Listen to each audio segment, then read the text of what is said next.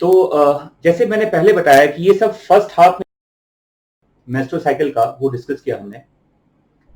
अब मैं ये आप कह सकते हैं ये second part of menstrual cycle है एक्चुअली, जो ओवुलेशन के बाद का फेज है ये। तो मैंने कहा कि second half of menstrual cycle में corpus luteum play a very important role, and corpus luteum secrete a bulk of hormone called progesterone and relatively less amount of estrogen। दोनों हार्मोन्स बनते हैं, ज्यादा प्रोजेस्टेरॉन होता है और कम क्या होता है, एस्ट्रोजन होता है। तो देखिए यहां पर जो प्रोजेस्टेरॉन हार्मोन यहां पर है, तो देखो, तो नंबर 1 प्रोजेस्टेरॉन का एक इंपॉर्टेंट रोल ये है कि जो एंडोमेट्रियम का लाइन पहले नया लेयर जो बना था फर्स्ट हाफ ऑफ मेंस्ट्रुअल, उस एंडोमेट्रियम के लाइनिंग को और ये थिकन करता है, उसको मोटा करता है ये, है ना।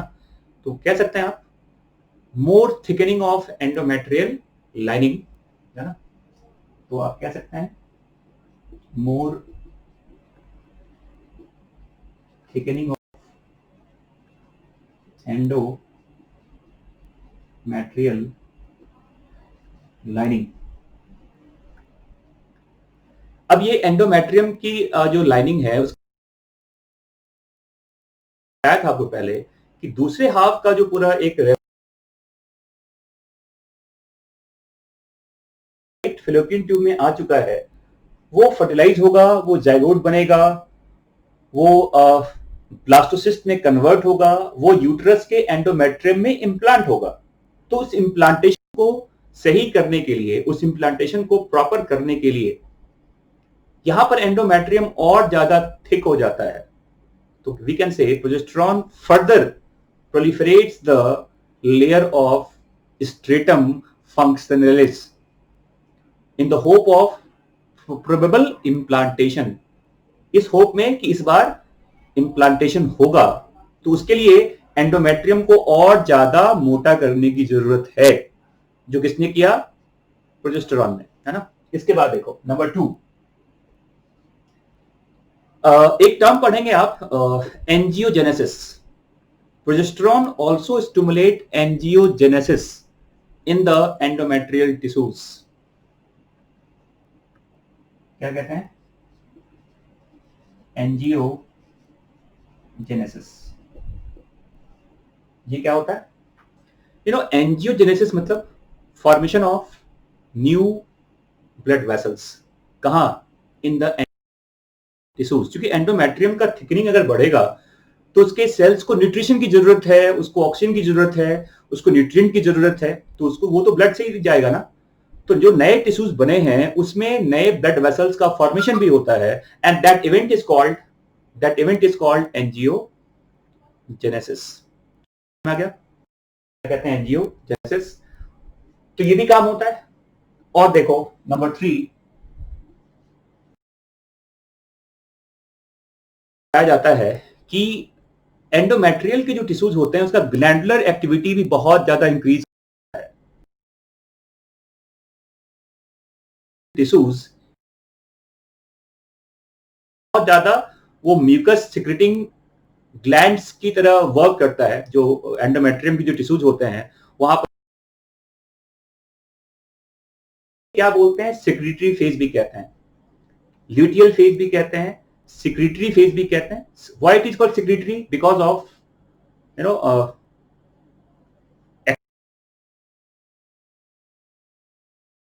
वी कैन एंडो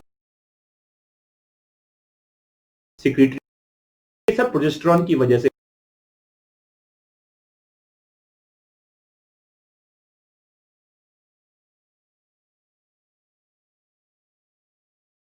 जो यहां पर आप देख पा रहे हैं कि कॉर्पस ल्यूटियम ये सारा हार्मोन बना रहा है, यहाँ पर उस कॉर्पस ल्यूटियम के स्ट्रक्चर को मेंटेन करने के लिए जिस हार्मोन की जरूरत है वो होता है एलएच। तो याद रखिएगा, LH maintain corpus luteum. LH maintain corpus luteum. समझ में आ रहा है ये? अब देखो यहां पर एक चीज,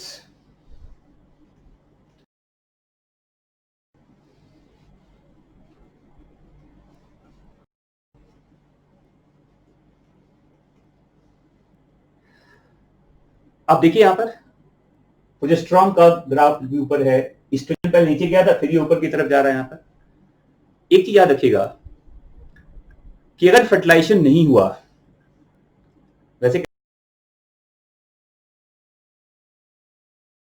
के बाद तक ल्यूटियम अपने मैक्सिमम ग्रोथ को गेन कर लेता है। तो 24 डेज तक जो कॉर्पस ल्यूटियम है वो फुल्ली मैच्योर हो चुका होता है ना। और उस समय तक भी अगर फर्टिलाइजेशन का कोई इंडिकेशन नहीं होगा इम्प्लांटेशन का, तो क्या होगा, राइजिंग लेवल ऑफ, कहते एक साथ अगर पी और ऑफ प्रोजेस्टेरॉन सिमिलर कह सकते हैं या इसको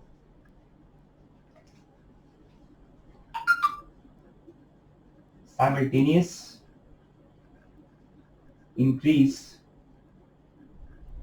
in the level of progesterone and estrogen has negative feedback effect on the secretion of LH/FSH। ठीक है, LH और FSH पे एक अब इसका नेगेटिव फीडबैक इफेक्ट है। अगर प्रोजेस्टेरॉन और एस्ट्रोजन साइमल्टेनियसली इंक्रीज करे और इम्प्लांटेशन भी नहीं हुआ, तो LH का लेवल क्या होगा, देखो LH का लेवल अब ऐसे नीचे की तरफ जा रहा होगा, FSH भी देखो नीचे की तरफ जा रहा है, यहाँ पर देखिए। और जैसे ही LH का लेवल डिक्लाइन करेगा, मैंने पहले कहा था कि LH maintain the structure of corpus,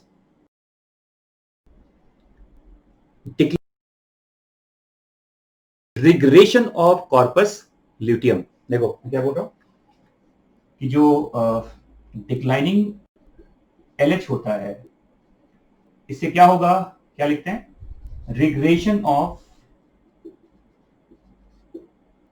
क्या, corpus luteum, regression of corpus luteum.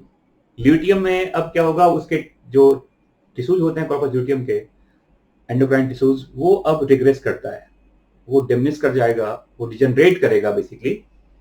और यहां तक देखो, कहते हैं 26 डेज के बाद, 12 दिन के बाद, ओवुलेशन के 12 दिन के बाद ल्यूटियम का डिजनरेशन स्टार्ट हो जाएगा।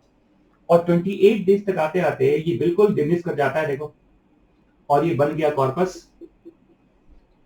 अगर मान लो 24 डेज में ल्यूटियम अपने मैक्सिमम ग्रोथ पे था ऐसे, तो यहां देखो ऐसा हो गया स्ट्रक्चर, फिर ऐसा हो गया, और लास्टली ये बिल्कुल खत्म हो गया, यहां पर देखिए। और जैसे ही कॉर्पस ल्यूटियम क्या होगा, वो डिजनरेट करेगा। जो प्रोजेस्टेरॉन और एस्ट्रोजन का देखो सडन फॉल है, देखिए प्रोजेस्टेरॉन भी नीचे आ गया, ये भी नीचे आ गया। तो रिग्रेशन की वजह से देखो जो रिग्रेशन हुआ, या कॉर्पस ल्यूटियम जो अब ये डिजनरेट कर रहा है, डिजनरेशन की वजह से क्या होता है,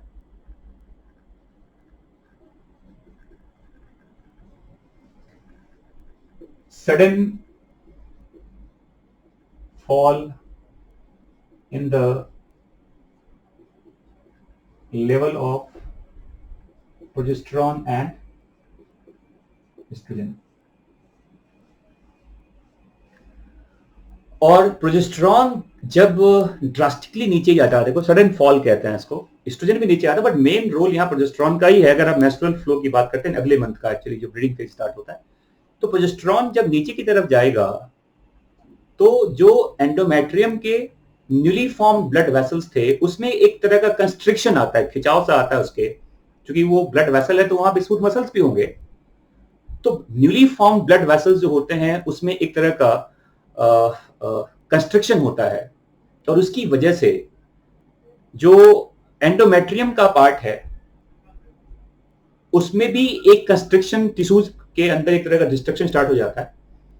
और प्रोजेस्टेरॉन का जब डाउन हुआ लेवल, तो ब्लड वेसल्स रप्चर करते हैं न्यूली फॉर्म एंडोमेट्रियम में, एंडोमेट्रियम का पार्ट भी टूटता है, जो न्यूली फॉर्म्ड एंडोमेट्रियल टिश्यूज थे वो भी टूट गया, और जो अब सर्वाइकल म्यूकस है वो उसके साथ मिक्सअप होता है, वजाना का फ्लूइड भी उसके साथ मिक्सअप होता है, और ये सब कुछ बाहर निकल के आएगा धीरे धीरे। तो जब बाहर की तरफ आएगा ये मेंस्ट्रुअल ब्लड, तो वो क्या स्टार्ट करेगा बताओ? नेक्स्ट फेज का, अगले मेंस्ट्रुअल साइकिल का मेंस्ट्रुअल ब्लीडिंग फेज कहते हैं। तो ये P/E की वजह से ही जब नीचे की तरफ आएगा, starts the menstrual bleeding of next menstrual cycle. तो मैंने क्या कहा कि प्रोजेस्टेरोन जब नीचे की तरफ जाएगा तो जो नए ब्लड वेसल्स हैं वो रप्चर कर जाते हैं, एंडोमेट्रियम का टिश्यूज भी रप्चर कर जाता है, वो टूटने लगता है।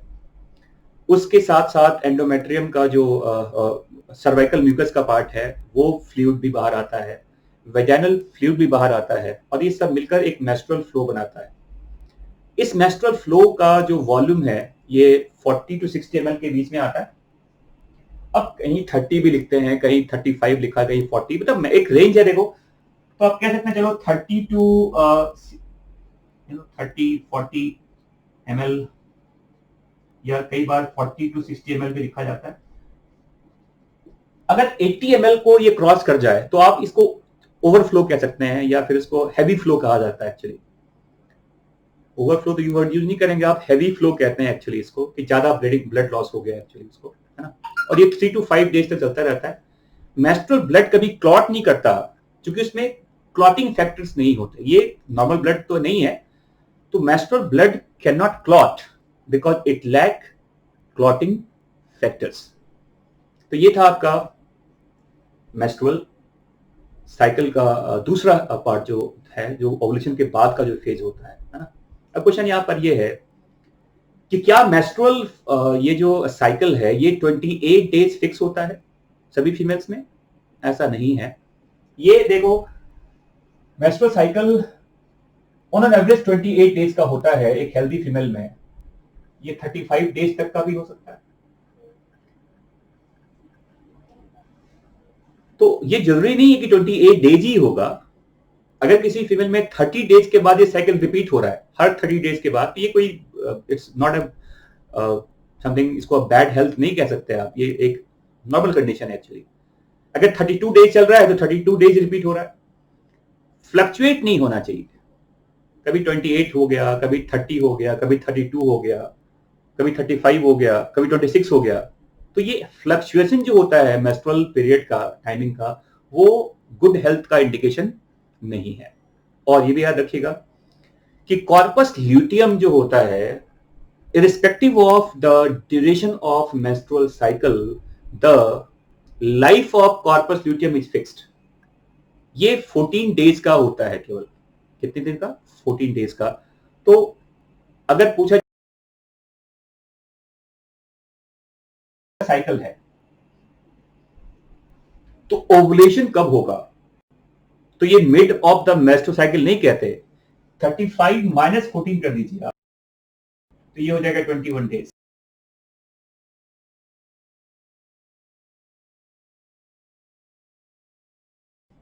तो ये क्या हो गया? 14 डेज। अगर 26 डेज का है तो इसको आप 26 - 14 कर दो, फिर 12 डेज पे हो जाएगा। तो ओवुलेशन जो होता है ये टाइम अलग अलग हो रहा है, अलग, अगर मेंस्ट्रुअल साइकिल का पीरियड अलग अलग है तो जो फ्लक्चुएशन है वो इस वाले फेज में देखो, 5 to 14 में जो फॉलिकुलर फेज होता है। मेंस्ट्रुअल ब्लीडिंग फेज भी फिक्स है, 5 डेज लेते हैं, और जो ल्यूटियल फेज है वो भी फिक्स है। तो ये चेंज हो रहा है मेंस्ट्रुअल, कारण क्या है? Change in the follicular phase. Follicles के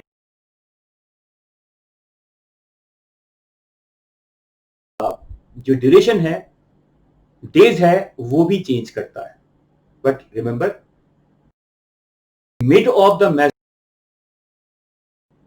ये दिनों का मेंस्ट्रुअल साइकिल है, उससे तो क्या मिलेगा आपको? Days of ovulation.